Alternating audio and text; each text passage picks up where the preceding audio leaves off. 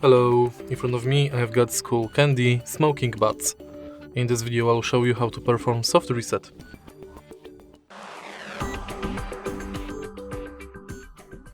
In the beginning, make sure that your earbuds are turned on and connected to any device.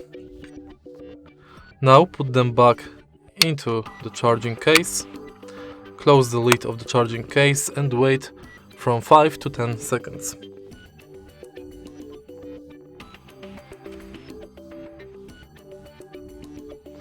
Now open the lid, take the earbuds out of the charging case, and it's done. Soft reset has been performed. If you find this video helpful, please leave like, comment and subscribe.